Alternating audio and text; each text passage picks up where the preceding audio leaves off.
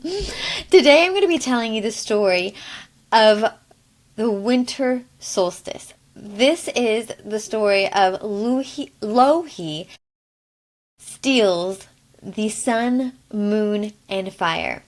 The tale comes from the Kalevala, which is the national epic of Finland.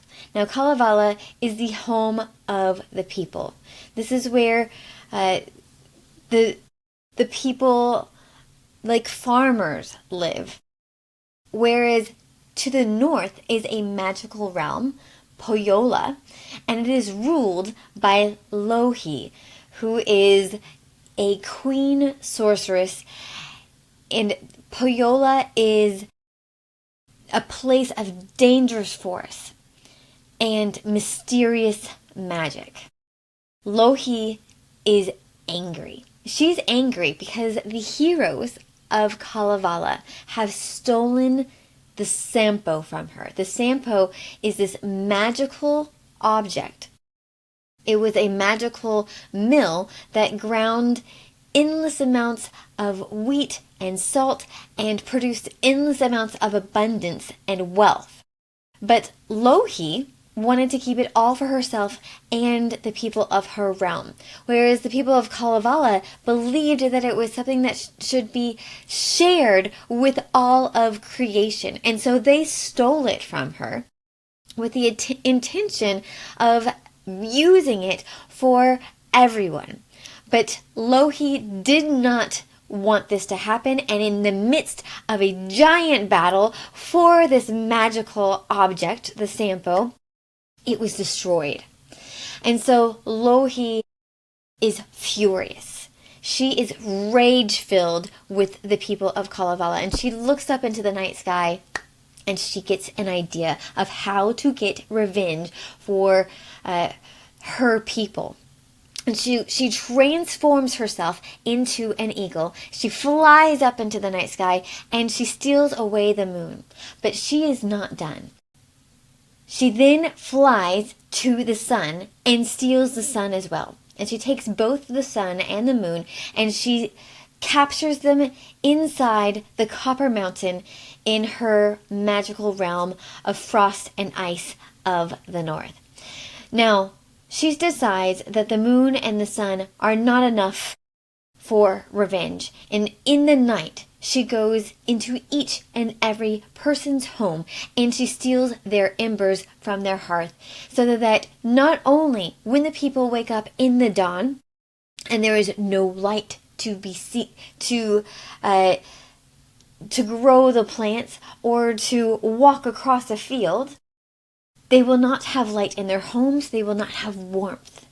And so when the people do wake, they realize that the sun has not risen as it should have, and the crops begin to die, everything begins to freeze, animals start perishing from the frigid temperatures, people cannot work, farmers cannot farm, and everything is in pitch blackness. Everything is in endless night.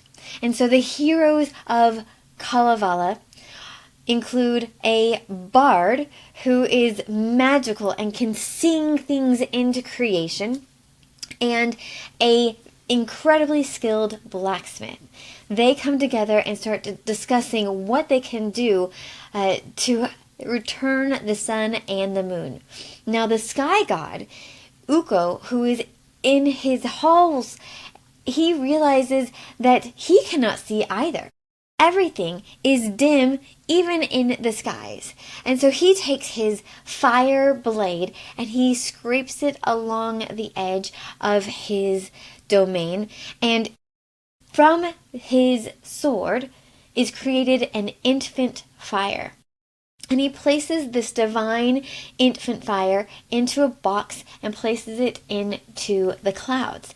Now, the bard, seeing this fire in the clouds, decides to call it down because the people need some sort of source of light and warmth, at least in their homes. And so he calls down this fire. But this fire This is in its toddler stages, and it is wild. It is not tamed. And so when gets the fire, it burns his hands, it burns his beard, and it starts wildfires everywhere it touches. And so the bard and the blacksmith go chasing after the fire, and the fire jumps into the belly of a fish in the ocean. And so the bard and the blacksmith go chasing after this fish. But a medium-sized fish eats that small fish that has the fire in its belly, and another giant fish eats the medium-sized fish. And so it takes some time, but the blacksmith and the bard are finally able to capture that giant fish and recapture the fire from the belly of the fish and return fire to the homes of the people of Kalevala. But they still don't have any light to see from, and people cannot travel, people cannot work. And so the blacksmith goes to his forge and he begins pounding out a replacement moon and pounding out a replacement sun on his anvil.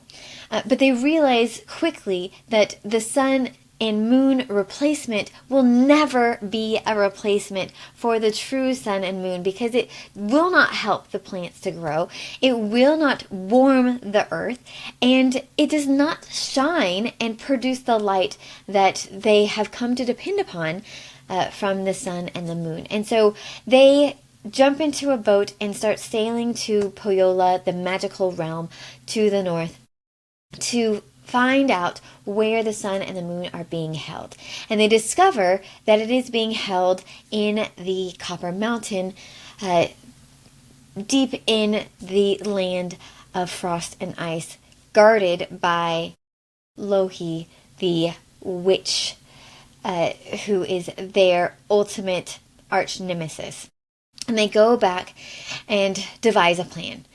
And the plan is this. The blacksmith is going to pound out a chain for which to bind Louhi, and also he will produce a key that will fit into the gate that is keeping the sun and moon captive. And so as he begins to work on this chain, Louhi flies down in her bird form, and to see what the heroes of Kalevala are doing, and she realizes that if she allows them to come to Pohjola to steal the sun and the moon, they will bind her and trap her, and she will be a prisoner.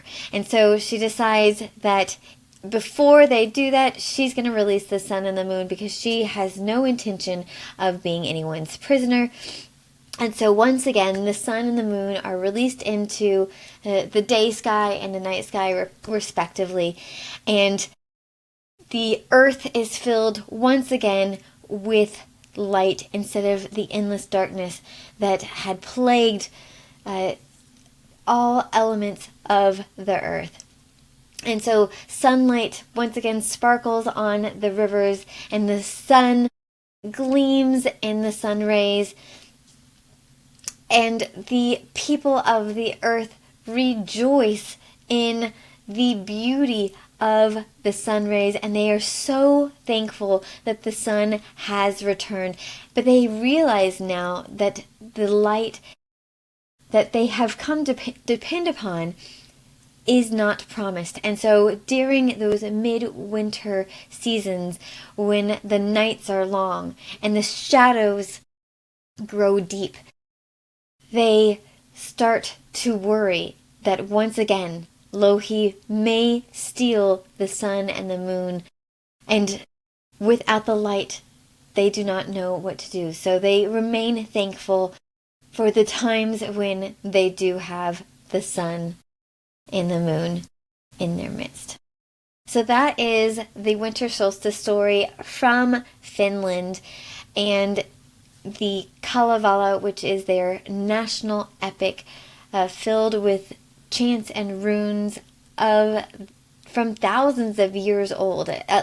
Some people believe that they're at least 3,000 years old, the stories in this epic tale. So what did you think about the winter solstice story? Have you heard a winter solstice story that explains where the sun goes uh, during the winter months? And you have to remember as well, in Finland, in some parts of Finland, especially the high north areas, the most northern areas, they actually lose their sun for 1 to 2 months, depending on what section of Finland they are in. And so this is a reality for them every winter, that they lose the light. But once the winter solstice ends and the 1 or 2 months is finishes, then they are able to have the sun return again. But that must have been an incredibly frightening experience, to live during a time when it feels like maybe the sun may never return. And I just can imagine how scary that might have been to the people prior to the knowledge that how seasons and climate work. So thanks so much for joining me. Once again, I'm Vanessa Y. Rogers, and I tell these tales on my podcast, Fabric of Folklore. And until next time, keep the folk alive.